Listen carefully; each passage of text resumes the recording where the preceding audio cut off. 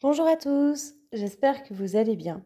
Je vous retrouve aujourd'hui pour vous parler du faux self du yin et plus spécialement de ce que l'on appelle le faux self de yang.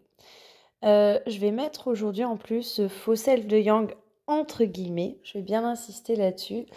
Et j'espère que vous comprendrez pourquoi à l'issue de ce podcast.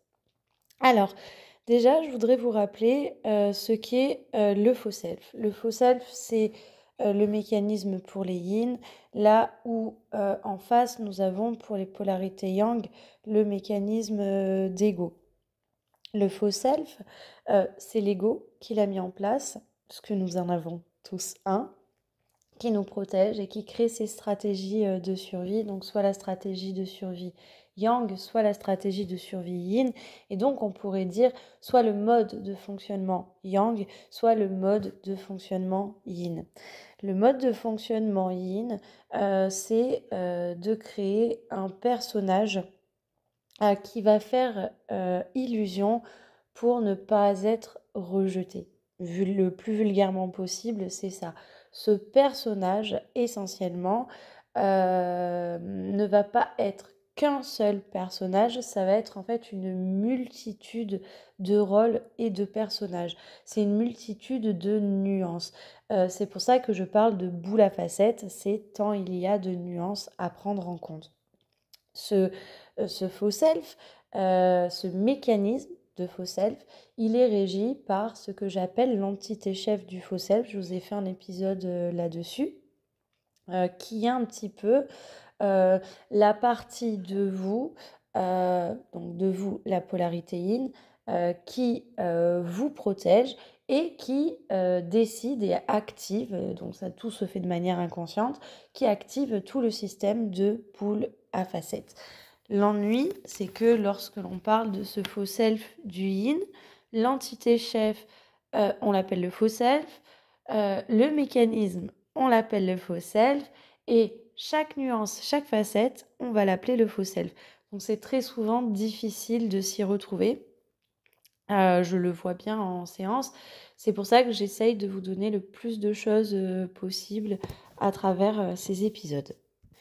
Très souvent, lorsque l'on parle du faux self, pour les personnes qui sont de polarité yin et qui sont en cheminement, elles peuvent avoir conscience de quelques nuances de faux self, mais certainement pas de l'intégralité du mécanisme. C'est justement ce que nous allons travailler en séance, c'est ce vers quoi nous allons aller, c'est plus on avance et plus la personne va être consciente elle-même de son mode de fonctionnement et donc de ce mécanisme. Pendant très longtemps, la polarité yin s'est complètement assimilée à son faux self et ne peut pas le voir. Étant donné qu'on a assimilé la polarité yang à quelque chose d'anxieux, de dépendant affectif, de très actif, de très rentre-dedans, d'abrupt, de très matière, etc. Une polarité yin qui va adopter des facettes de faux self qui ont cet aspect-là, va peut-être s'identifier à un moment de polarité yang. Ou alors va identifier, va se dire, mais bon sang, mais bien sûr, ce faux self dont on parle, c'est ça, c'est un faux self de yang. Et donc, c'est de ça que je vais parler aujourd'hui, c'est-à-dire que le faux self de yang euh, n'est qu'une facette du mécanisme du faux self. C'est souvent la facette par laquelle on va avoir accès, d'ailleurs, au mécanisme. Je vous explique tout ça. Ce faux self de Yang, c'est celui que vous allez identifier en premier parce que c'est celui, c'est l'image peut-être qui vous a donné de l'effort, qui vous a coûté beaucoup d'efforts à un moment, et pour lequel vous avez peut-être pensé, à juste titre, hein, je suis bien dans ma vie, je suis dans l'authenticité puisque je fais un petit peu comme les autres, selon des valeurs, selon ce qu'on vous a inculqué, etc. Et donc, je suis actif dans la société, etc. Et donc, ça ne correspond absolument pas à l'image que l'on me donne du yin, qui est beaucoup plus introverti, qui est beaucoup plus passif, etc. Forcément, quand on se base comme ça, quand on est de polarité yin, c'est uniquement parce qu'on rentre pas dans les détails et qu'on reste vraiment dans la caricature des polarités qu'on retrouve beaucoup. Effectivement, si on reste dans les clichés, on aurait tendance à dire les yang sont bien intégrés dans la société, les yin ne sont pas bien intégrés. Mais il n'y a rien de plus faux que ça. Et c'est plutôt une espèce de mensonge qu'on se raconte. Il y a autant de yang et de yin qui sont en difficulté. Voilà. Mais c'est vrai qu'il y a des espèces de critères sociaux qui font penser que c'est un monde qui est yang. J'aurais tendance à dire l'inverse. Je trouve essentiellement que c'est un monde yin qui essaie de faire du yang parce que dans notre société, il est convenu que il faut être actif, il faut savoir parler, il faut s'incarner, il faut créer, il faut être dans la matière, etc., etc., etc. En vérité, j'ai envie de dire, il n'y a pas de il faut, et peut-être il faut être soi. Et il faut laisser un monde où les gens peuvent être eux-mêmes. Et ça, c'est peut-être une belle utopie. En tout cas, il y a autant de yang que de yin qui peuvent être en difficulté par rapport à ça. Le mode de fonctionnement yang, ça va être ok, il faut faire ça, donc je vais prendre à bras le corps ces règles du jeu et je vais être là-dedans. Là où bah, les yin, c'est bon, apparemment il faut paraître ça, donc je vais faire en sorte de paraître ça. Et c'est là donc du coup qu'on va intervenir ce faux self de yang. Est-ce que toutes les polarités yin vont avoir un faux self de yang? J'ai envie de vous dire que ça dépend de où est-ce que vous placez votre définition personnelle du yang. J'ai pu constater en séance que pour plusieurs polarités yin différentes, la définition de faux self de yang pouvait être très différente et pouvait être sur différents aspects. J'en profite pour vous rappeler qu'on parle de profil, mais que le profil, c'est essentiellement le mode de fonctionnement et que donc il n'y a pas un type yin et un type yang, mais bien un profil yin, profil yang, et que ce sont des modes de fonctionnement. Donc pour un mode de fonctionnement yin, il y a chacun qui va avoir son histoire, ses propres nuances, son passé, son expérimentation, son passé génétique, son passé transgénérationnel, son passé karmique aussi en fonction de ses croyances. Une polarité yin pourrait tout à fait passer sa vie sans s'en rendre compte. Là, je parle bien évidemment lorsque l'on parle de faux self de yang pour une polarité yin, lorsque celle-ci en parle, on est sur une polarité yin qui est déjà en train de cheminer, qui est en train de travailler sur elle-même et qui a identifié qu'il y avait une difficulté à vivre sa vie telle qu'elle la souhaiterait, une difficulté donc à s'incarner, puisque c'est ce qu'on appelle le refus ou la difficulté d'incarnation, et que c'est lié à son faux self. Dans un premier temps, ça peut ne pas faire sens. Ensuite, ça fera sens. Il peut y avoir aussi des yin qui n'ont absolument pas identifié un faux self de yang, mais qui vont y mettre une autre définition. Et il peut y avoir aussi des polarités yin. Alors ceux-là, on peut les appeler les polarités yin avec un faux self de yin, par exemple, qui ne vont avoir aucun aspect entre guillemets yang dans le paraître, parce que justement ils vont se différencier et ils vont être dans la différenciation totale par rapport à ce monde-là. Ces polarités yin-là se sentent généralement vraiment en marge par rapport à une masse. Voilà, grosso modo, il pourrait y avoir encore plein de nuances différentes. Je vous rappelle aussi que on est constitué à la fois de yin et de yang, y compris en nous-mêmes, y compris si on a une prédominante de polarité, et qu'on pourrait tout à fait avoir des aspects yang en étant yin, des aspects yin en étant yang sans aucun problème. Sans pour autant que ça puisse être le faux self d'ailleurs. Tout ça, vous voyez, déjà, c'est quelque chose de bien complexe. Si on continue, on en vient là où je voulais vraiment appuyer, c'est donc lorsqu'on identifie ce faux self de yang et qu'il tombe. Le moment où il tombe, donc c'est vraiment déjà, c'est un vent de panique pour la personne de polarité yin qui vit ça, parce que très souvent, elle s'était vraiment attachée à ce faux self. Donc ce faux self, généralement, regroupe plusieurs nuances qui vont être appelées, voilà, ce faux self de yang. C'est un amas de nuances, donc ça fait une espèce de brèche totale dans ce mécanisme de boule à facettes. C'est hyper intéressant d'un point de vue cheminement et d'un point de vue thérapeutique et d'un point de vue du processus. Du point de vue du processus, c'est vraiment très intéressant. Du point de vue de la polarité qui est en train de le vivre, de la personne qui est en train de le vivre, c'est extrêmement déstabilisant, c'est très paniquant parce que il y a jusqu'à présent, je m'identifiais à ce rôle ou à ces rôles que j'étais en train de jouer et j'avais tout un panel de réactions que je savais faire. Alors, c'est là que c'est important parce qu'il faut que je vous rajoute aussi cette notion-là, c'est-à-dire que les polarités yin sont extrêmement rattachées au résultat et à la bonne réponse. Là où les yang seraient beaucoup plus attachés au cheminement pour l'objectif. Et donc, très souvent, les yin, lorsqu'ils sont dans le mécanisme de faux self, en fait, adoptent ce faux self parce qu'ils sont sur le résultat attendu. Donc, au moment où ils font tomber ce faux self de yang, alors n'importe quel faux self, mais généralement, ils sont très, très attachés à ce faux self de yang pour, on va dire, leur inclusion dans la société. Ce qui se passe, c'est que il y a une espèce de gros vide, c'est-à-dire je ne suis plus du tout conforme aux résultats attendus et surtout, et c'est là que c'est très intéressant mais très perturbant, je ne sais absolument pas quelle est la bonne attitude à adopter. Toutes les polarités yin que j'ai en consultation qui sont passées par ce stade-là, savent exactement de quoi il est question parce que toutes ont montré cet aspect-là, c'est-à-dire je ne sais plus quelle est la bonne attitude à avoir.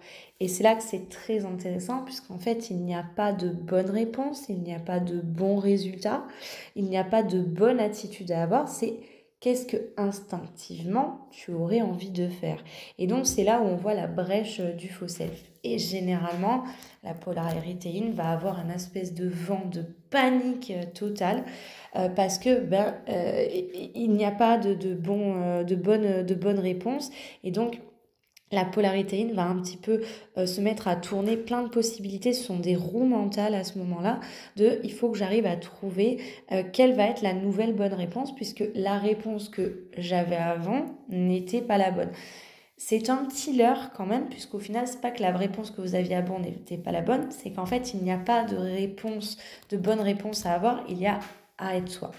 Cette brèche-là, donc ce faux self-là, lorsqu'il tombe, cette nuance de faux self ou ce groupement de nuances de faux self, ce groupement de facettes, pensez à la boule à facettes, au moment où ça tombe, du coup, c'est extrêmement paniquant. Ça crée une brèche dans le système.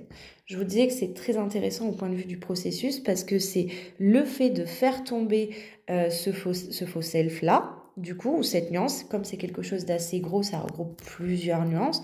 Donc pour les personnes qui n'ont pas un faux self de yang, par exemple, ça peut se trouver, on va le travailler différemment, avec la plus grosse image de votre faux self qui regroupe le plus de nuances.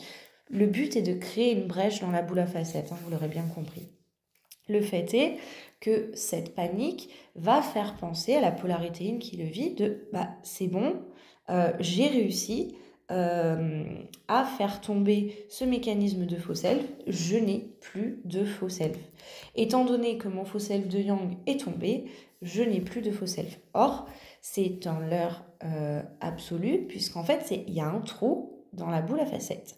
Mais le mécanisme de la boule à facettes est toujours bien actif.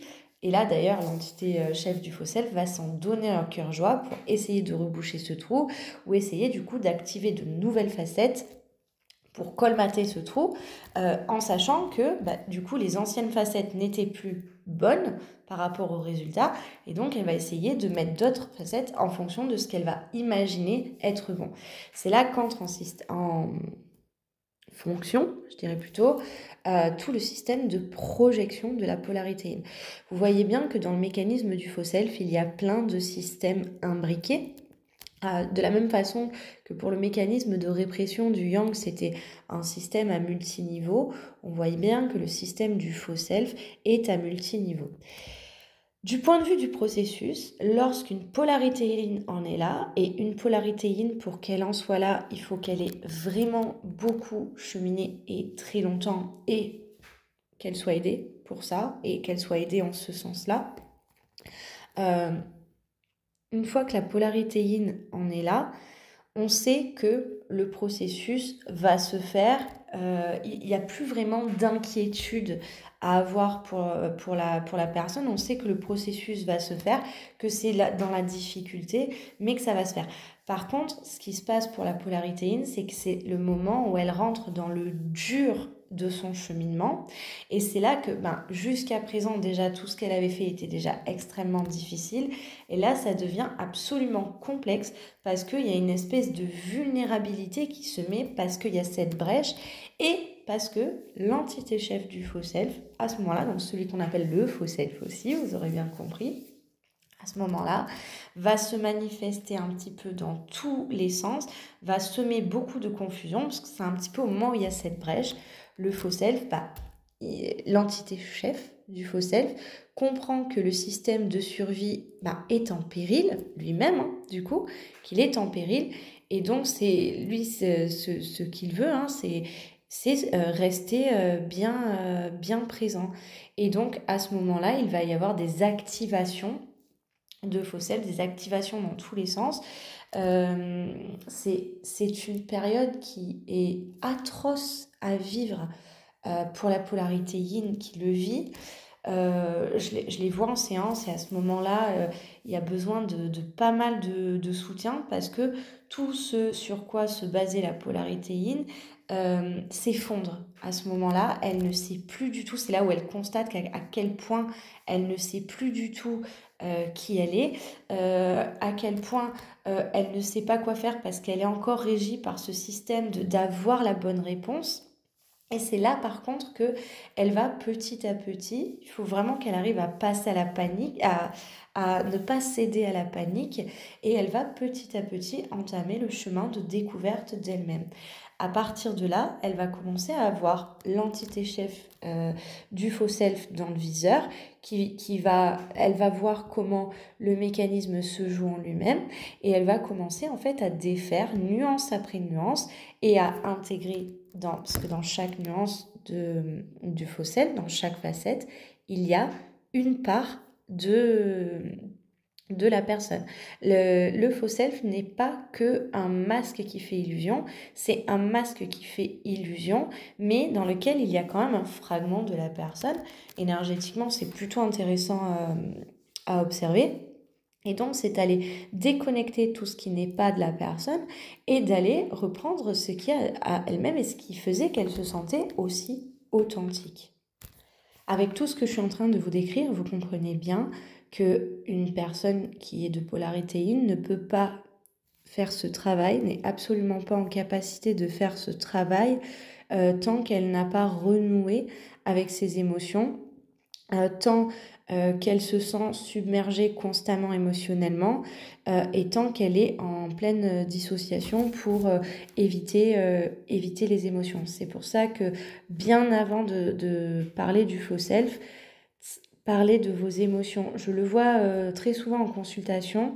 On me contacte pour faire tomber ce mécanisme de faux self. Mais très souvent, ce sont des personnes qui ne sont pas encore reconnectées aux émotions. Donc, le travail de reconnexion aux émotions se fait bien avant la destruction de ce mécanisme de faux self, justement pour ce que je viens de vous expliquer. La panique qui se passe au moment où le faux self de Yang, mais vous avez compris que ça peut être du coup la plus grosse nuance de faux self, tombe et fait une brèche dans la boule à facettes, c'est un moment, et quand je parle d'un moment, c'est pas un instant, c'est pas une journée, c'est pas une semaine, mais c'est une phase qui dure sur de longs mois. Donc ça prend beaucoup de temps. La panique qui est là, elle ressemble à une toupie. La personne de polarité in, à ce moment-là, la moindre situation va la faire se mettre en état, on dirait qu'elle fait la toupie qui va dans tous les sens, qui va essayer plein de choses, qui est dans un état de panique absolue. Et justement, le but, c'est de ramener la panique. Pourquoi est-ce que tu paniques? Quelles sont tes émotions? De ramener beaucoup de calme à la personne de polarité in et d'ancrage, hein, du coup au factuel, à la matière, à la polarité yin qui est en train de vivre ça.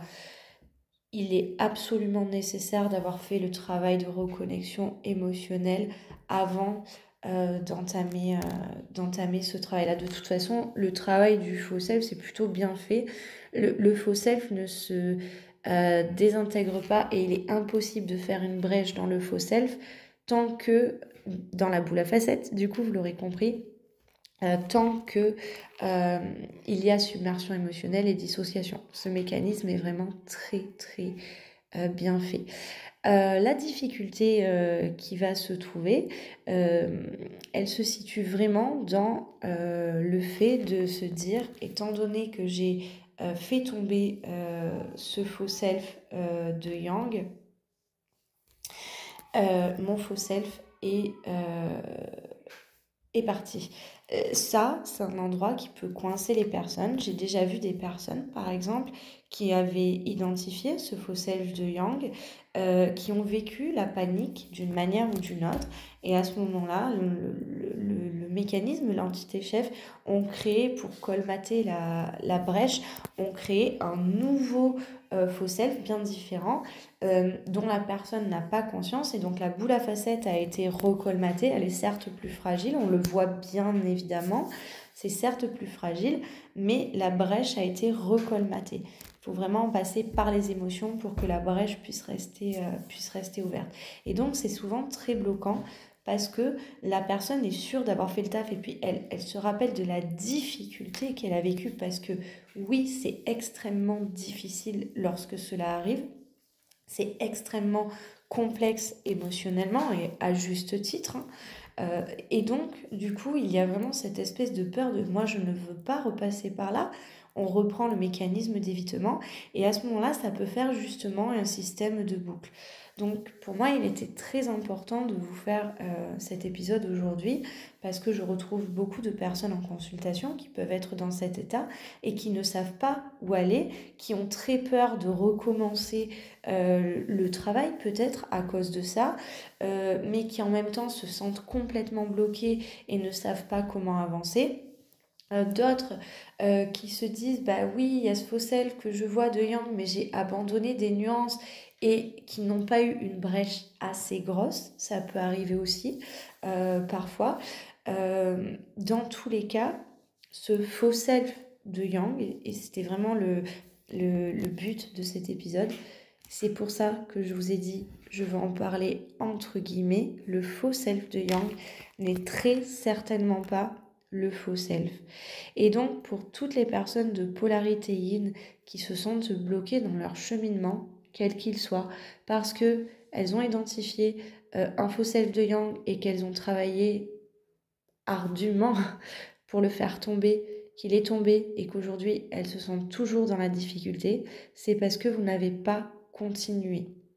Et donc, j'espère que mes propos pourront vous aider. Le but, c'est vraiment de vous expliquer que c'est tout à fait normal. C'est aussi de vous donner beaucoup de courage si vous êtes en train de vivre cette période. Surtout si vous avez fait une brèche qui est assez grosse dans le mécanisme de boule à facettes et que vous ne savez pas quoi faire, peut-être que ces paroles pourront vous apaiser, pourront vous donner aussi assez d'ancrage, vous rassurer en vous expliquant que c'est complètement normal ce qui est en train de vous arriver, et que donc le but n'est pas de trouver quelle est la bonne attitude à avoir, mais ce vers quoi vous avez envie instinctivement d'aller. Parce que je vous rappelle en plus que vous êtes des polarités yin et que instinctivement vous savez vers quoi vous pouvez aller, même si le faux self se joue de vous à ce moment-là et qu'il peut vous faire croire, c'est la difficulté. Le faux self peut vous faire croire que instinctivement vous voulez aller à un endroit, en fait, instinctivement, il va vous amener à colmater la brèche. Donc, gardez bien en tête que si c'est instinctif pour colmater la brèche, c'est que c'est du faux self. Si c'est instinctif pour continuer à détruire le système et aller au bout de soi, là, c'est votre vrai soi. Dans tous les cas, si jamais vous avez besoin d'aide, vous savez qu'on travaille ça en séance. Pour les personnes qui le travaillent avec moi, ça prend du temps. C'est pour ça que le travail est en suivi. C'est parce que c'est quelque chose qui se fait étape par étape. C'est parce que c'est quelque chose qui amène beaucoup d'émotionnel. C'est parce que c'est quelque chose aussi qui demande beaucoup d'énergie, beaucoup de remise en question.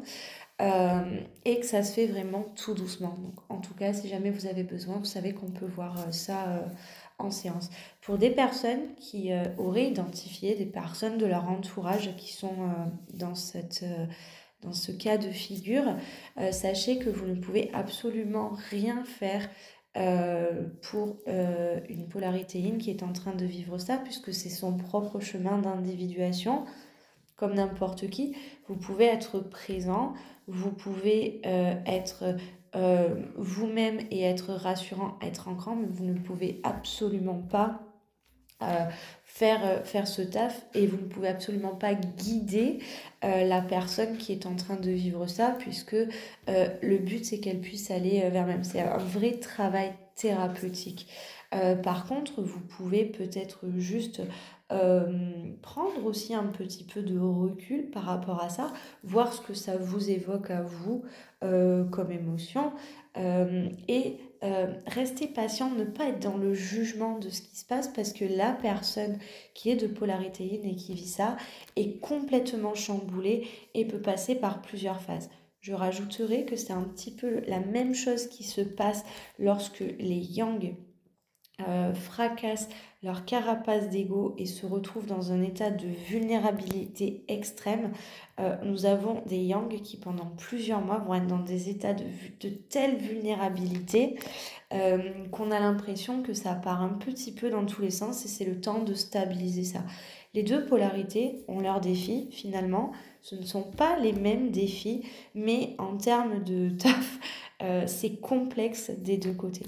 J'espère que ce podcast vous aura plu. Je vous dis à très vite. Bye bye.